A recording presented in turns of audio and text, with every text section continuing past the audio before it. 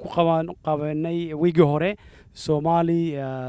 tournament oo ka dhacay magaalada Portland oo Soomaalida u dhaxaysay kaasoo ilaa iyo 4 team oo Soomaaliya ka soo qayb galeen waxaa halkan ku raayay team la yiraahdo United FC teamkiiba halkan qaarkood jooga hadda isdiyaarinaya siday u qaabsan lahaayeen koobkoodii ama trophygoodii waxaan u mahadcelinaynaa markuu horeyso Allah mahad iskale Somali TV of Oregon oo soo qaban qabiyay mahad walaalkeen mahad oo reer Portland in badan shacabka Soomaaliyeed ee Portland degan u soo shaqeeyay mahad kadib waxaan rabnaa bal inaanu halkan ka taataabano dhalinyaradii soo qalqaalisay Soomaaliyeed tournamentigan oo aad iyo aad isugu taxallujiyay sidii aynu isugu imaan lahayn anagoo Soomaali oo dhana waxa door weyn ka ciyaaray qaban qaabidan oo waday runtii isu keenay waxaana Soomaaliyana ilaa 250 Soomaaliyeed wiigi hore ka dhacay tournamentia organization la yiraahdo African Youth and Community Organization oo kuma dheer ICO oo macnaha kala shaqeysa Soomaalida waxa ay ku bilaabeen 4 sano ka hor magaalada Portland Oregon ayagoo ka caawinaya carruurta homework-ka iskuulka ka bacdi iyo waliba sportska sida kaliya oo macnaha ilmaheena wax lagu bari karana oo dhibaatooyinka iyo daroogada iyo waxa xun iyo bad behavior sida streetyada ay uga soo hooyan karaan waxa weeye in positive activity waxa la yiraahdo ama wax macquul oo sports ku faraxsan yihiin loo sameeyo sida ogtiin ba carruurteenu markay wadankii qaxootiga ka yimaadaan oo ay halkan imaadaan waxay la kulmaan dhibaatooyin fara badan dhibaatooyinkaas oo kamid ah ayagoo waxbarasho hore lahayn iskuuladu wadankan Mareykanku waxay sameeyaan in ay da'dooda daraadiis ay u geeyaan iskuulka soo anigu hadduu 15 jir yahay asagoo weligii iskuul dhiganin yaa waxa la geenayaa high school taasna dhibaato weyn bay keenaysaa sababtoo ah ilmahan weligiis bay iskuul muuna dhigan 1 iyo 2 iyo ba iyo ta toona muuna baran marka maadaama uu da'diisa heerka gaarsiisay galaaskaas uu qalmay waxa ugu horeeya oo dhibaato ugu horeeya dhacda waxa kamid ah marka ilmihii inuu la qabsan waa iskuulkii waana dareemi kartaa waxay Soomaalida ku maamulaa biyo badan iyo dadka badan way ku anfiyaan marka saas daraadeed ba carruurtii una la dhaqan ahayn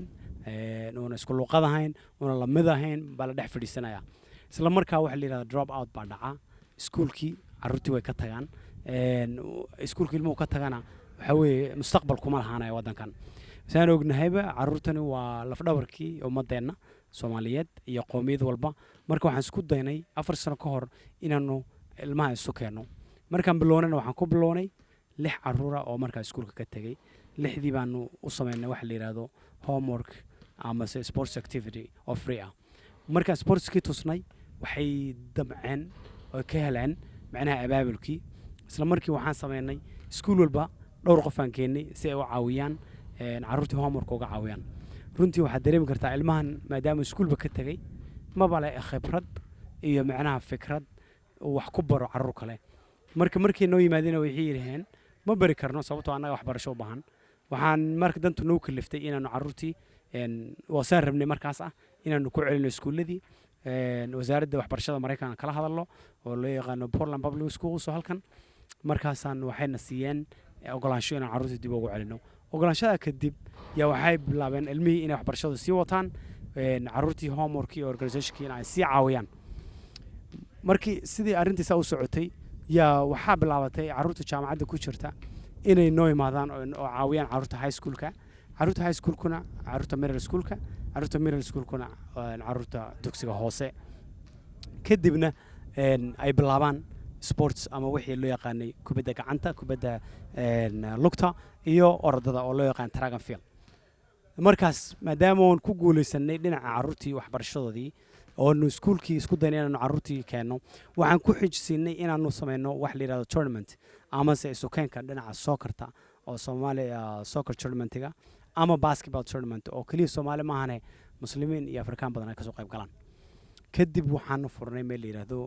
community center oo ku taala South East 122nd iyo Stark meeshaas oo Soomaali badan timaadaan ay yimaadaan halkaas waxa halka isugu yimaada maalintii ilaa 20 qof weegi hore tusaale ahaan kaliya 18 qof oo Soomaali ah shaqo geynay ku guuleysan inaan geeyno waxaan la kulanaa hay'adaha samafalka waxaan la kulanaa wasaaradda waxbarashada waxaan la kulanaa qoladan justice-ka qoladan booliiska qoladan la yiraahdo human serviceka oo DHS loo yaqaano Department of Human Services oo dhinaca dadka ka caawiya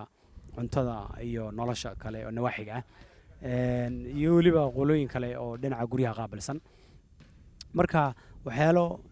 nagu kalifay haddii aan ka taataabto inaan organizationkan furno oo anagoo Soomaali ah isu nimaadno oo Soomaaliyuna ay maamusho waxaan nagu kalifay hay'ado fara badan oo carruurtii iyo dadkii Soomaalida si xun oo la dhaqma iyo dhaqan xumo iyo maadaama aan anagoo Muslim nahay meel center aan lahayn marka waxyaalaha dhibaatada soo gaadhay waxaa ka mid ah oo nu maqalay waa ma soo koobi karno waxa ugu horreeyay gabar yar oo nabar madaxa waalidkeed ku arkeen gabadhii markii dhakhtarkii waalidkii u qaadeen waxaa isla markiiba dhakhtarkii u weydiiyey wixii ku dhacay waalidkii runtii mayna garanaynin maadaama ayna garanaynin isla markaa sharciga waddanka yaalla wuxuu yahay in loo yeero qoladan child welfare-ka oo carruurtii ay custody ama ay qaataan markaa la wareegaan laba habeen markii isbitaalka loo hayay iyo waalidkana soo wacay markaasaan xafiiskii baan ka soo xidhnay waxaan ugu tagnay isbitaalkii markaan ugu tagnay yaa waxaan la kulannay 8 qof oo qoladana dawladda sare ka socdaan federaalka qaarna stateka qaarna booliis ay yihiin oo markaas runtii isugu tagay labadii waalid midna u wareysanaya markaan soo galnayba waxay nagu bilaabeen maxaad ka socotaan hay'adeed tihiin isla markiiba waxaan u sharaxnay hay'adaan nahay in waalidka noo yeedheen oo waalidka matalayno markaasay nala hadleen 4-5 saac ka bacdi go'aan bay qaateen go'aankii baan la qaybsanay waxayna weydiiyeen waxaan ka qabno anagoo community ah organizationkan ICO wuxuu ka qabo carruurtan iyo xaaladdan say u arkaan markaasa waxaan soo jeedinay wax la yiraahdo supervision ilaa 6 qof oo Soomaali ah inaan isu keeno oo waalidka iyo carruurta markaas la leeyahay dhibaata loo keenay oo is dhalay ay kala ilaaliyaan 5 bilood bay socotay dhaawacyo cusub baa lagu arkay gabadhii dawladdii waxay damacday in carruurtii reerkii kala wareegaan annagiina 6 qof baa isbedela mar walba anna waan tagaa report baan bixinay maxkamad baan tagnay ilaa 3 jeer maxkamaddii dhacday maalintii dambe waxay maxkamaddii aan ku codsanay in ilmaha laga qaado blood test wax la yiraahdo ama dhiigga ilmaha la baaro 5 bilood kadib dhiiggii baa la baaray ilmihii waxaa la ogaaday inuu cudur uu qabo lafaha uu jajabo ilmihii taasna ayna macnaha ilmaha waalid una waxyeelin qof kalena una waxyeelin wax dhibaato ah oo la gaarsiiyay ma jiro isla markaa dawladdii baan soo wacday waxayna yiraahdeen keeskii baanu xidhaynaa inaad ka soo qayb gashaan rabnaa hay'ad ahaan baan tagnay keeskii waa la xiray halkaasaanu ku bilownay in wada shaqeyn naga dhex dhacdo hay'addii iyo dawladdii wada shaqeyntii baan wadnaa waxaa dareemaysaa in maaragtay ummaddeena markay qaxootiga laga keeno ama Djibouti ama Soomaaliya ama Ethiopia laga keenay ay la kulmaan dhibaatooyin fara badan waxbarashadii waalidkii carruurtii oo maaragtay curyaamada ahayd oo waddan ku soo dhoofeen waxaad arkaysaa 99% dadka la keeno inay yihiin hooyo ama wax la yiraahdo single mother hooyadaas oo runtii aabbo carruurta u wadan ay saana ku soo dhoofeen hooyadaas oo noqon si bas loo raaco si cuntadii loogu karsado qalabkan casriga ah si loo isticmaalo musqushii si loo isticmaalo stoofkii ama wixii wax lagu karsanayay oo ilmihiina inay dab ku dhacaan ay khatar ku jiraan hadda wiigii hore waxaan soo gaadhay xafiiska naga timid yar baa noo yimid oo loo soo diray lacag lagu soo ganaaxay lacagta lagu soo ganaaxay waxay ahayd islaan 4 ilmood haysato oo yar oo ilmaha ugu weyn 9 jir yahay yaa waxaa dhacday in maaragtay ay xanuunsanayd oo cudurkan suuxdinta ay qabtay islaantii habeenkii ugu horreysay markii la geeyay Mareykan soo degtayba nasiib darro islaantii suuxdintii baa ku dhacday 4 ilmood meeshay kor taagayeen hooyadii waxba ma qaban karto hooyadii markaas macnaha miyir male ilmihiina waa ilmo yar oo waxba ma qaban karaan 4 cisho kadib ninkii case worker-ka baa guriga kor garaacay guriga baa la galay islaantii oo meyd oo kala taala laakiin nafti ku jirta loo tagay markii laga qaaday meeshii oo dhakhtarkii la geeyay wiilkii magaciisa ku qornaa oo gaadhiga ugu asxaan falay oo magaciisa ku qoray maadaama islaanta markaa hadli karin yaa biil ilaa 3,000 loo soo diray marka arrintaas waxay ahayd maaragtay arrin aan aad uga damqano anagoo Soomaaliya marka isla markaasba guddi baan aasaasnay oo committee leeyahay ama dadka waaweyn guddigaasoo runtii markiiba yiri arrintan waanu ka tashan doonaa arrintan waanu ka dhiidhiyeynaa waanu isu imaanaynaa annagoo soomaaliya markaasaa waxaan bilownay inaan isu qaybino guddi dadka waaweyn oo ummadda la soo shaqeeya oo dhibaatadii noo soo sheega guddi program manager la dheeraado gabadh waxay qaabilsan tahay women empowerment ama iyo disabilityga ama waxaan maaragtay curyaannimada ama dadkan dhiman ama aan dhahno waalidka wixii dhibaataa ay qabaan bay siiba dumarka iyo mas-uul ka tahay isla markaasna gabadhan haddaan idinka warramo waxyar gabadhan waa gabadh soomaaliyeed oo indhala oo waxba arkin haddana master degreegeedii ka qaadatay jaamacadda Portland State University waa sheeko runtii haddii aan si guda galo oo qiiro badan leh oona rabin inaan hadda ka sii hadlo gabadhaas marka waxay u taagan tahay hadda oo ay qabataa departmentiga women empowerment saas daraaddeed baa qaybo kalena waan sameynay qaybahaasoo macnaha sportskii ka caawinaya gadaasheeda waxaa fadhiya wiilal sportska soo qabanqaabiyey yarka askina la yidhaahdo yaa runtii soo qabanqaabiyey oo youthka educationka iyo sportska qaabilsan marka annagoo soomaali oo dhan waxaanu dareennay oo soogu nimid inaanu macnaha ummaddeena u adeegno isagoo intanadaba ilaa 20 baan nahay qof shaqaala oo lacag qaata una jiran hay-adana ay tahay hay-ad caalamiya oo loo yaqaano 501c3 haysata sharciga loo yaqaano 4 sanana hadda jirta haddana community center ah marka waxaan ka codsanaynaa shicibkan hadda halkan naga daawanaya inay meel walba joogaan Soomaaliya isu timaado hay-adahan oo maartay isku xiran oo Soomaaliya ay sameystaan qurunkii iyo dagaaladii iyo qabyaaladii iyo wixii na soo burburiyay oo halkan keenay aan ka gudubno fadlan waan dhibaataysanahay dhibaatadan waxay gaaraysaa dadkan liita oo daciifka oo hadda wadanka ku cusub intaasaan idinku waanin lahaa wassalaamu calaykum waxaan halkan marka hore u mahadcelinaynaa mahad oo u shaqeeya oo runtii ninka isku dubaridka ah Somali channel oo Portland ku yaala marka ugu horeysa mar labaad halkan waxaan ku soo dhaweynaynaa trophigan oo ahaa Somali tournament oo dhacay weegii hore teamkii raayay baa halkan jooga oo loo yaqaano United FC oo ku guuleystay first Somali tournament oo ka dhaca Portland Oregon annagoo Somali community ahana hay-adahana African Youth and Community Organization ICO iyo dhalinyaro badan oo magaalada degan baa soo qabanqaabiyey soona diyaariyey marka maamulkii soccerka dhalinyaradii mas-uulka ka ahayd oo soo qabanqaabiyey Maxamed Ibrahim oo halkan ah guddigeennii aan u dhiibaynaa aan ku soo dhaweynaynaa insha Allah bismillah waa in salaamaya dhammaan walaalaha ayagana maartay broniga iyo dhammaan isugu yimaaday anigoo ku hadlaya magacayga Maxamed Ibrahim iyo magaca guddigaba aad iyo aad maartay ugu mahadcelinaya dhammaan intii kasoo qayb gashay waxaana mar kale leeyahay it was nice game insha Allah taala hopefully kuwa sidaas oo la midana waa sameyn doonaa ilaahay idinkiis haddana waxaan koobkii ku wareejinayaa kabtanka kooxda Cabdow waxaan asna microphone-ka u dhiibayaa coachkii teamka oo asna laba eray ka dhihi doona waa mahadsantihiin asalaamu calaykum waraxmatullaahi wabarakaatu marka ugu horeysa waxaan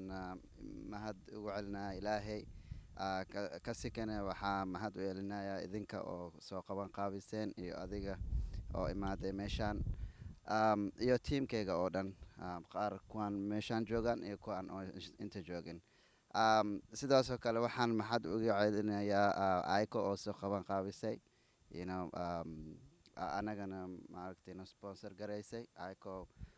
waxay ka mid tahay organizationyaasha oo ilmaha dhiirigeliya sports isku keena iyo wax kasto iyo wax kasta oo macnaha community-ga ka saabsan forgive me my language of Somali language-kayga ma fiicno marka waxaan rabi lahaa inaan dhaho wax badan aan sheego ma qabi I just want to thank everybody who was involved in this community and also waxaan cayaarnay 4 game actually afar team waxaan cayaarnay waxaan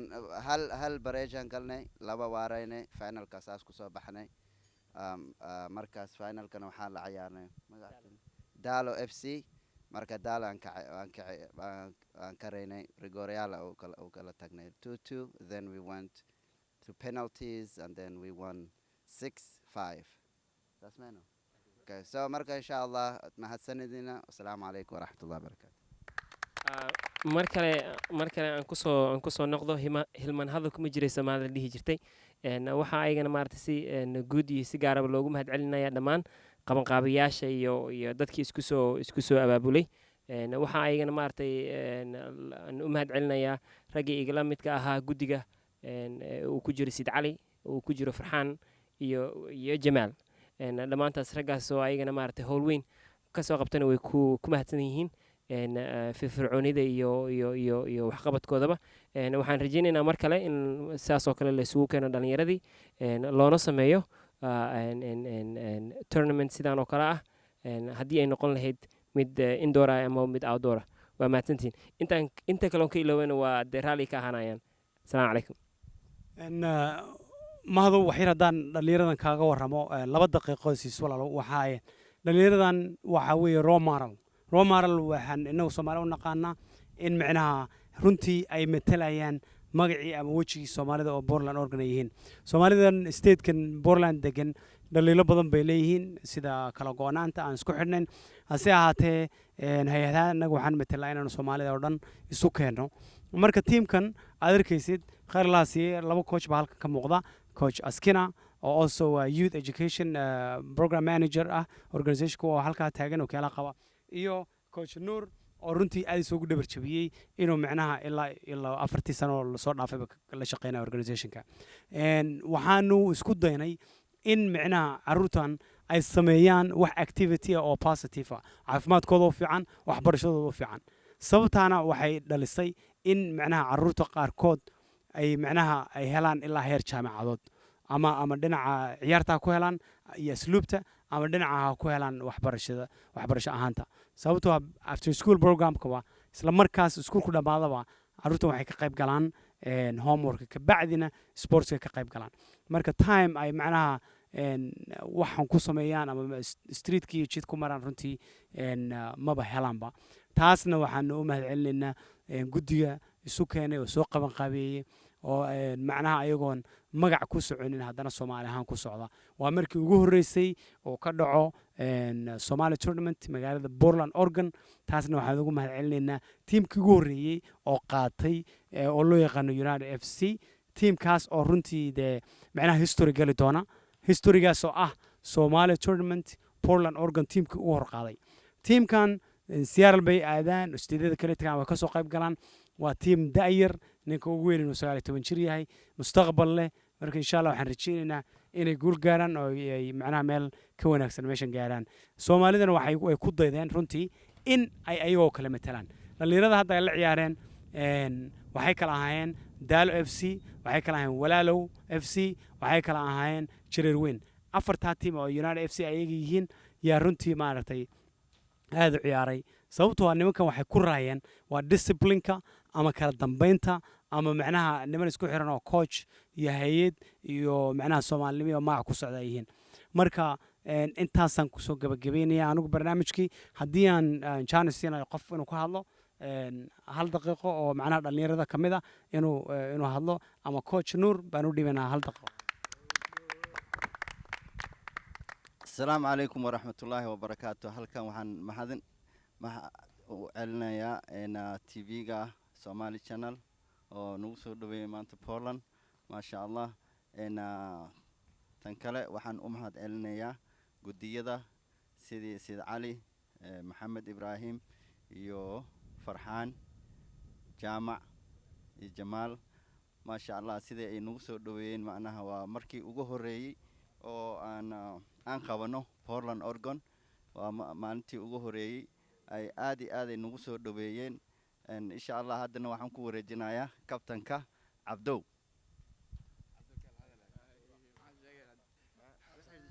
السلام عليكم ورحمة الله وبركاته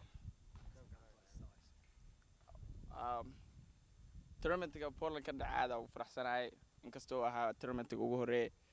anigana waxaa ku faraxsanahay teamkayga inuu qaaday United FC marka waxaan dhihi lahaa weligeena isku xirnaano because the word united means in la isku xirnaado together unity so always be together be united halkaasaan kusoo gabagabeynaa barnaamijkii tournamentiga oo ka dhacay macnaha Portland marka dhalinyarada waxa weeye waa qorraxda kulmaanta waa 90 degree dhalinyaro badan baan imaan runtii 98 degree waa maqlaysaan marka aad bay macnaha runtii u kula shay aad baa mahadsan tahay especially Mahad Somali Channel of